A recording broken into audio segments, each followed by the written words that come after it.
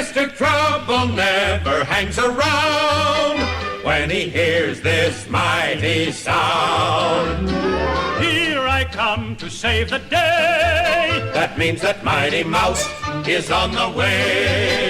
Yes, sir, when there is a wrong to right, Mighty Mouse will join the fight.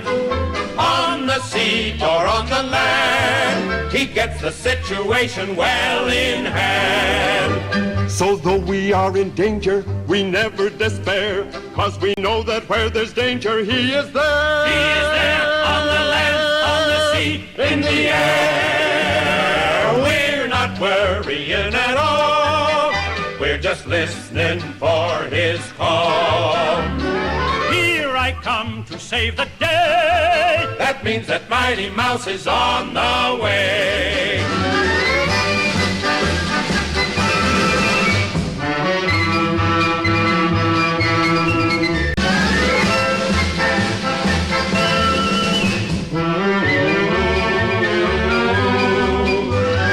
We're not worrying at all. We're just listening for his call. Here I come to save the day. That means that Mighty Mouse is on the way.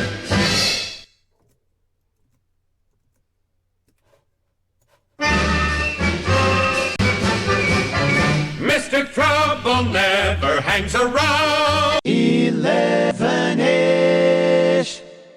Good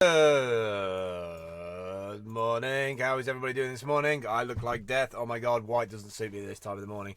I must work out how that bloody playlist thing jumped. I think I must have put that thing on loop or something. Good morning. It's 11 o'clock. It's episode 4 of 11ish. 11ish is a show about taking time out as a creative. In the UK, we have a thing called 11s, where we have coffee and tea, or coffee or tea, or just tea and biscuits and coffee and biscuits, whichever way works. I have managed, as for the last 4 days, to contribute towards the epidemic problem of getting through all the coffee in the world by having my cafetiere already. I've blasted through half a cup of it. Oh my god, so good. And yeah, so like one of the reasons why I did 11ish a couple of years back is that I used to get into work really early. So I'm a kind of early person. I like to get in, get sorted before the madness of the 9 o'clock. I don't like rush hour. I don't like chaos in terms of, you know, being slowed down by bottlenecks, I guess. And that's kind of like a thing for my whole life, really. I hate the idea of bottlenecks. I'm always trying to hack myself, self-hacking and hacking those environments where I might get trapped in those bottlenecks. So I used to get up at 7 o'clock in the morning. I used to get into the studio in Nottingham, where I've worked for a while. And from 7 o'clock till 11, so 7, 8, 9, 10, 11, so like 4 or 5 hours, I would just hammer stuff out. I would literally be designing. I would be doing admin. I would be doing graphics. I would do Fiverr jobs. At one point, I was having, good morning, Chloe. At one point, I was having probably 5 or 6 Fiverr jobs a day, and then that jumped from, when I got on the featured page as a level 2 seller, I literally jumped to 20 jobs a day. So I was doing like 20 little recordings, 20 little 3-minute videos a day of reviewing people's websites, and it was just insane. So the reason why I have this 11 o'clock break is it's kind of to pull myself together again after like throwing myself into it all. I think that's one of the things that creatives do, and somebody who's independent and looks after your own schedule and you don't work for a person, you want that kind of lifestyle, you know, because it not the glamour of it of just working for yourself, but kind of having control of your own destiny. But the problem with being in control of your own destiny as a creative is it's sometimes really lonely. It's really lonely that you're working on something and you go to conferences and you meet up with people and similar people like you. And so you burn out really quickly emotionally. So you end up going to coffee shops and sitting in coffee shops just to be around people that human beings like, oh my God, the human being, I'll talk to the human being. So that's kind of why I did 11ish really. I started, like I said, I did it a couple of years back, got to 11 o'clock every morning, used to sit in my lovely like red leather chair and just debate about the stuff that I'd been doing in the morning. So I kind of wanted to bring that back. But I also wanted a way that I was forced into making sure that I was up in the morning and online for 11 o'clock to actually record something and get it off my chest. And I find social media and video sometimes very therapeutic. It's very good to kind of just like, you know, I think a lot of people do that on Blab. They just get on Blab and they just release all that sort of stuff. Welcome and goodbye, Crystal Rain. Somebody just dropped in, dropped out. So if you don't know, I'm recording this on Blab. I've got Chloe sitting on the chat at C4 Compete. I'm glad she's here actually, because we're going to be talking about something to do with her in a minute. Jason Tucker subscribed, Megan subscribed, but they didn't turn up. It's kind of weird. I'm not sure if like we subscribe to things. I guess we do it all the time. We subscribe to things and then life gets in the way. But the push notifications could be worked on better, I guess. Right.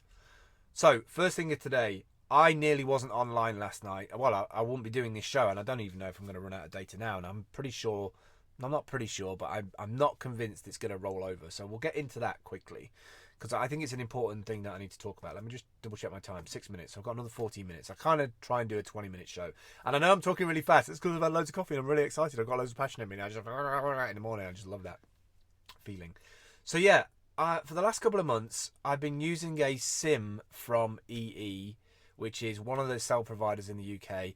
And they had this, like, I still can't get my head around it, this crazy offer where if you filled in a form online and sent off for this SIM, they would give you 100 gig of 4G data, and all you had to pay is £10 a month. And I was like, this has got to be a joke, because there's nothing else. Like, I've been paying £30 for 10 gig of 4G data. Excuse me a second. Oh, excuse me. I've got like snotty nose and stuff. So I've been paying for 10 gig of 4G data for 30 quid. Now, most people have got Wi-Fi and broadband in their home. You'll pay, I don't know, £20-30 subscription for your internet. And you don't think about it. The unlimited part of it, you kind of just, in your head, you're like, okay, that's sorted. You know, I paid that bill, it's sorted, I don't have to worry about it. Now, video chat like Blab, it uses about a gig of data an hour. So when you're on mobile, like I am, that's my situation. I push myself to the brink, the edge of being on the internet. I need 4G data, cellular data, to be actually get onto the internet. So this SIM was like, oh my god, this is all my dreams come true, like at least for 2 months. So I got it, and it was like summer special edition SIM. So I thought, okay, right, what's the thinking behind this? What the sales and PR people thinking about this? They're going to push a SIM out because they want people in summer to be posting more video, more pictures, more Facebook, just more, basically. And I thought, okay, I get that. Maybe a lot of people have gone on holiday, they've gone to Europe, and so they're doing a promotion in summer because they've looked at their network in summer in the UK and it's quiet because more people are outside enjoying themselves. How can their brand complement people being out and doing stuff and etc., etc.? How can they get more new clients rather than old clients, new clients, because it's a new SIM, right? So for me, I was like, oh my god, this is amazing. This means that I've got complete freedom. Where I was paying £30 every 8 days, that's before Blab, by the way, that's like 120 quid a month just for 4G data. So it's kind of like unsustainable, really. When I can pay £160 in co-working, 24/7 access in Derby and get gigabit, get 1000 meg internet. I mean, it's just, it doesn't make any sense, right? So I've got 1 more month left. I've got like 24 days, and in my head, I'm working to that timescale. Like 24 days from now, I've got a situation where I really need to sort my internet out because I can't sustain £30 every 8 days. Just can't do it. And especially with Blab now, if I spend 1 hour on Blab, it's 1 gig of traffic. Like I can't do it. I just really can't do it. So yesterday, I had a problem where I knew I was coming to the end of my limit, and it rolled over, and then the pack didn't renew. And I'm thinking, oh my god, like, what's happening? And I had no money. I literally had no money. I thought it'd roll over and I'd have 24 days and it'd be cool. One of the things about me that you got to learn, I've got like food in the caravan, I've got like fuel in the car, all the sort of prime bases are covered. But when something like just comes out of nowhere like that did, it really derails me. So if it wasn't for like Chloe and a bunch of other people out at Team Humble that came together and helped out, I would be offline and would have had to resort to toilet Wi-Fi. There is public Wi-Fi. There's not public Wi-Fi, but I've got access to a Wi-Fi network, but it's not close to my van. I have to go walk down to the toilet, and the Wi-Fi is next door, and sitting in the toilet gets me on their Wi-Fi network. It's like, it's ridiculous, really. I don't know even why I've just told the world that, but yeah, I literally sit there on the laptop or my thing, just holding it up to try and get a signal. It's ridiculous that we have to do these kind of things. So anyway, like, I've got a big beef about it. 10 minutes, by the way. I've got 10 minutes left. I've got a big beef about it because, you know, access to the internet is kind of become like almost like an emergency service. You know, you got people who are homeless, people who can't put a lens on themselves. I just think we should be doing more in terms of access. Yeah, we've got libraries, we've got places like that. The issue with the countryside is you don't get a lot of free public Wi-Fi or open networks because you're just out there in the sticks. There's not as many coffee shops, it's not as dense, therefore you just don't get open networks as such. But the other really scary thing for me is that I don't understand why you would do something so disruptive as bring out a 100 gig SIM for 2 months, and then it doesn't look like they've got any other offer. They've got no other offer at the end of that. It doesn't seem that they've got a plan where it's like, thank you for being a customer for the last 2 months. Hope you really enjoyed the 100 gig. We can't offer you 100 gig at £10 anymore because it's just not sustainable, but we'll give you 50 gig and it's going to be £15 or £20. But I just know exactly what's going to happen. At the end of those 2 months, it'll just be nothing. You'll just be left high and dry, and it'll be back onto the same pricing structure as the other stuff. And this is what worries me about like internet services and SIM cards and technology in general, is that you can't give and then take away like that. You know, there's some people like myself who kind of like, I rely on it. Otherwise, I'm disconnected from society. Now, admittedly, I can jump in the car and I can go and get a public Wi-Fi, but then I have to have fuel. And so like, there's this kind of, you know, at the expense of something, you know, like I have to like create, although my smart car doesn't create that much climate change, I have to go and like jump in the car and drive to a place to use their Wi-Fi. And then I also have to spend money in their thing, which is kind of good, I guess, for local. But I've got a big beef about it. I'm going to do a video blog about it. If it wasn't for my friends, like, I would not be on the internet right now recording this, and I wouldn't be on last night to be able to chat to people, and that would suck. And thank you for helping me. You're awesome. 8 minutes. So I want to get into these other things. So I've done the fast thing. mifi. Oh, it's in the window, but I'll use the box. Ta-da! You can't really see it, but this is a TP-Link 4G LTE Advanced Mobile Wi-Fi router, and I've set it up, and I'm running on it now, actually. It's running on 4G. It's got 3 bars of 4G running in the window. This is Chloe's. She's actually sitting in the chat. We raised funds over 2 hours on Blab for her birthday. When was it? Last Friday? Yeah, last Friday, so a week ago. And it came Wednesday, I think, and then I've been messing around with it ever since. And it's really good. It's really, really good. It's got like 4G LTE, so it's got like 150 meg down, where 4G LTE is supported. 150 meg down, 50 meg up. Dual band Wi-Fi at speeds of 300 meg, blah, blah, blah, blah. Supports up to 15 devices.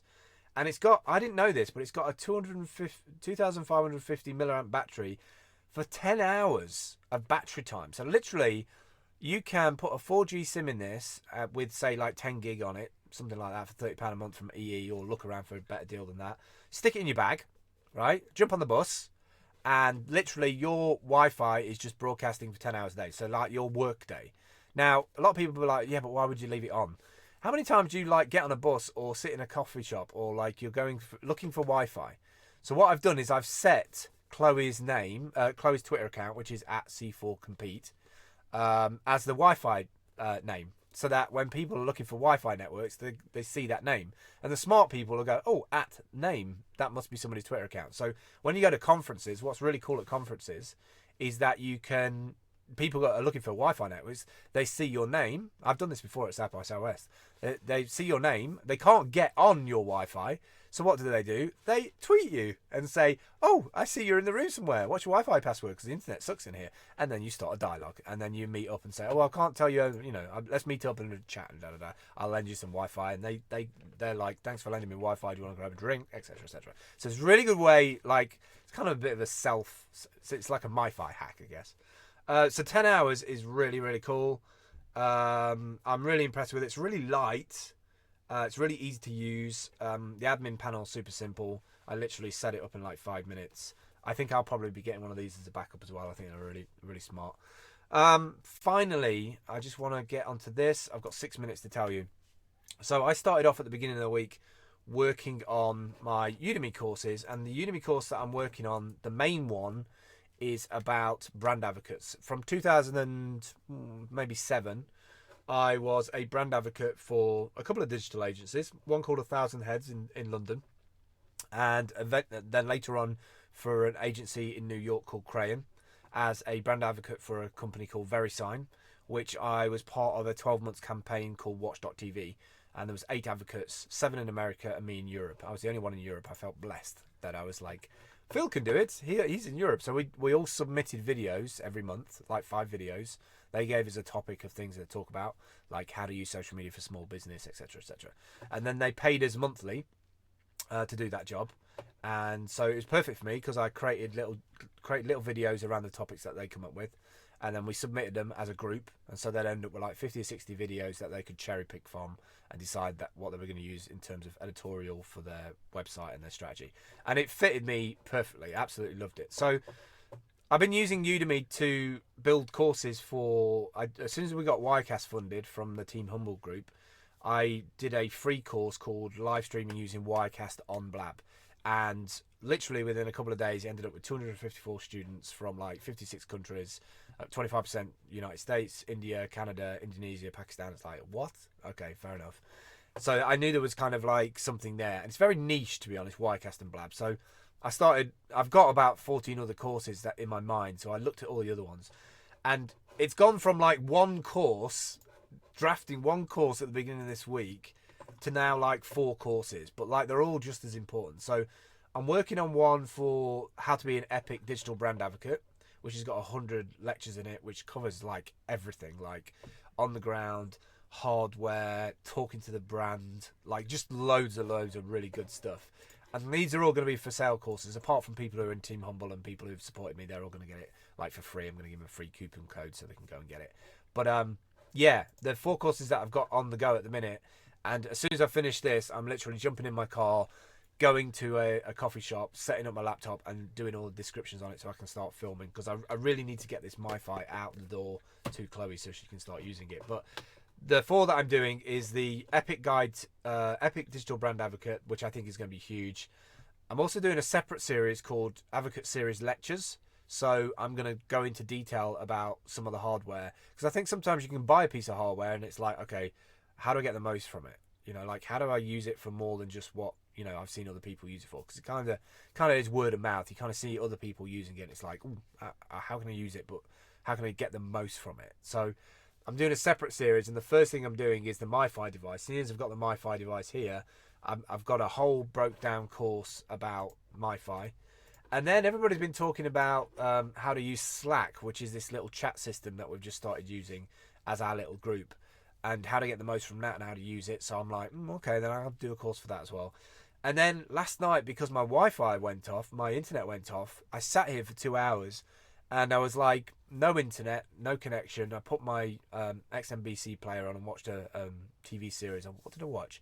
I watched Scorpion, new series of Scorpion.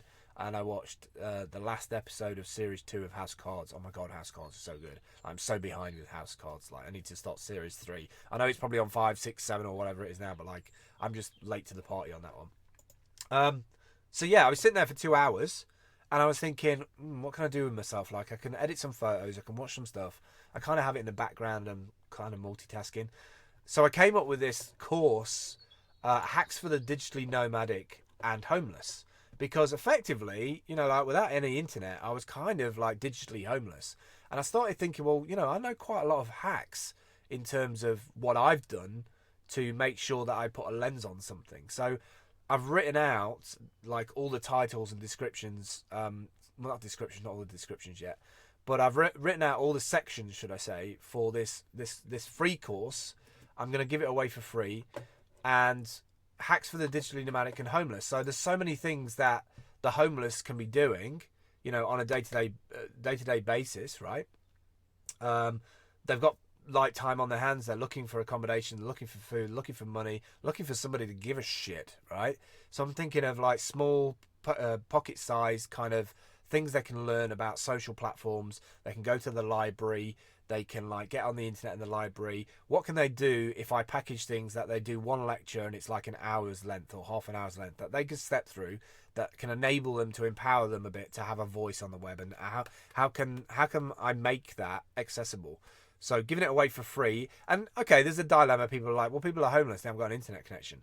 Well, you'll be surprised the amount of people that have a smartphone or have access to a phone in some way, or know that they've got to go to the library, or use the internet to communicate on Facebook to their cousins, their relatives. Not everybody homeless is homeless because, you know, they are on drugs, or you know, I don't know, they were gamblers, or, you know, everybody's got a different situation to how they end up being homeless, right? And so I was trying to look at this from a perspective of, okay, all of those things are not going to change. People are going to have those opinions on how a homeless person got to being homeless. But literally, we're all like a paycheck away from being homeless at any one time. And 4 years ago, I lost my house, my job, my relationship, all in the space of a month. So I know what it's like to be nearly homeless. I was literally on the street and my friends said, no, you're going to come and stay with us. Otherwise, if they had to come over, and I had made a social reach out on social media using Audioboo recording like 3 months before my head state that I was going through, somebody would have probably not reached out because they wouldn't have known that I was there. So it's kind of like using the social tools to put a lens on you in terms of what your value is as a human being. Like not even about judgment, about class structure. It's about literally, I'm a human being. This is my value. This is what I'm able to do. You know, I don't care if that person's like looking like trash or like hairs all everywhere. Like that person is still a person, right? And I have a talent and skill in terms of using technology. I should share what I know about it and how I've used it in a kind of barter economy to share my time and effort for value, and well, to my time and effort putting out value that then people can make an assertion about what it's worth to them. And that's kind of how I bartered with the 1,000 Heads and the Nokia project and the Watch.tv project.